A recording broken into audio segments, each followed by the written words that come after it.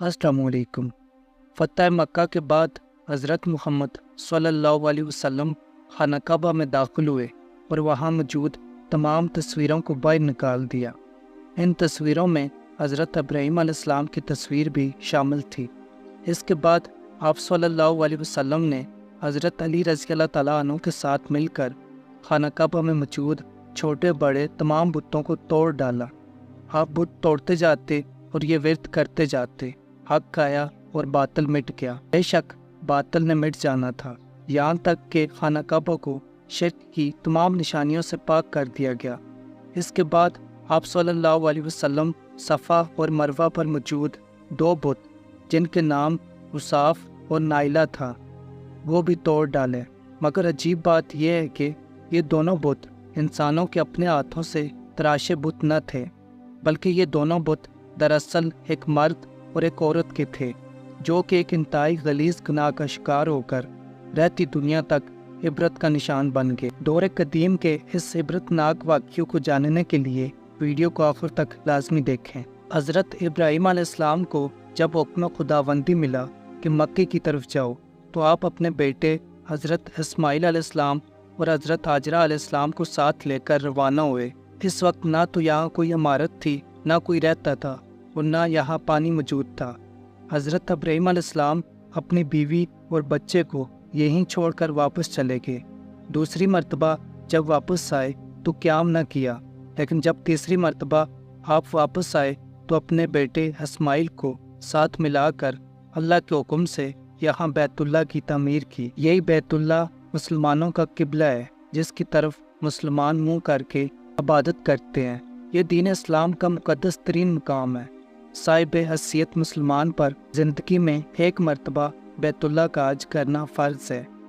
یہ اس لیے ہے کہ انسان کو حرمت کعبہ سے آگاہی ہو اور وہ دل و جان سے اس کا احترام کرے، اس کے بے مثال مقام و مرتبہ کو سمجھے، ہر موقع پر اس کی حرمت کے تقاضوں کو ملحوظ نظر رکھے اور ایسی کوئی حرکت نہ کرے جو اس کی حرمت کے منفی ہو۔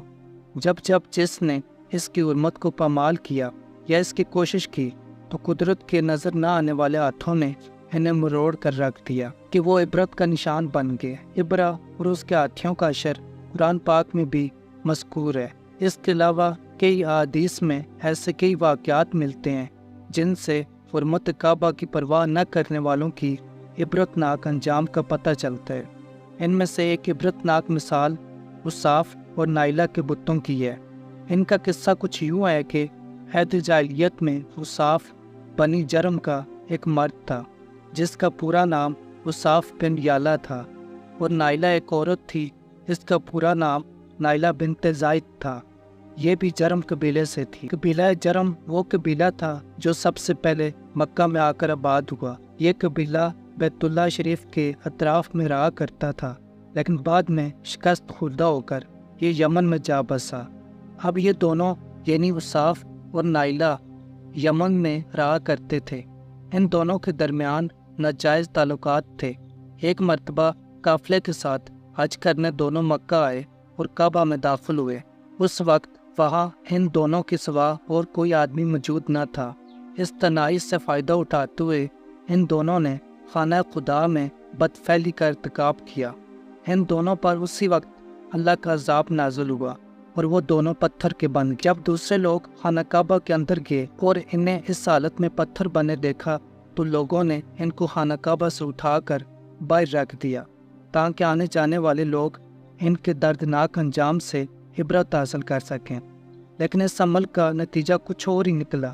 مکہ کے لوگوں نے اصاف کے بت کو اٹھا کر صفا اور نائلہ کے بت کو اٹھا کر مروہ کے مقام پر نصب کر دیا، اور ان کی سزا یہ تجویز کی گئی کہ جو بھی شخص صفا اور مروہ پر جائے ان کو ایک ایک جوتا رسید کرے۔ ایک دو نسلوں تک تو یہ عمل جاری رہا، لیکن پھر لوگوں نے انہیں جوتے کے بجائے تپڑ رسید کرنا شروع کر دیے۔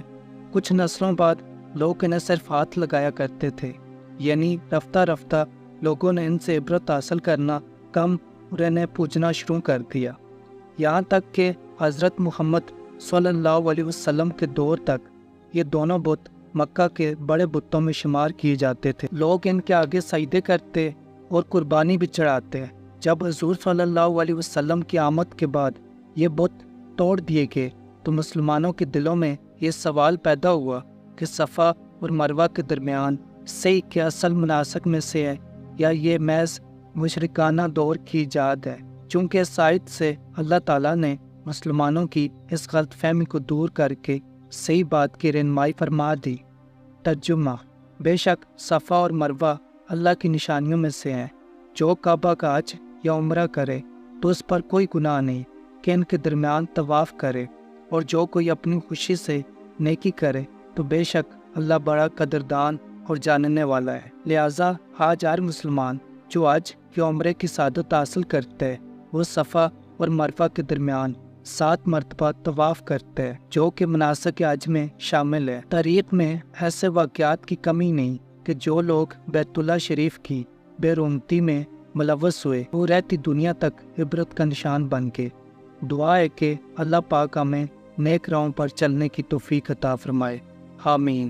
مزید ایسی ویڈیوز کے لیے ہمارے چینل کو سبسکرائب کریں۔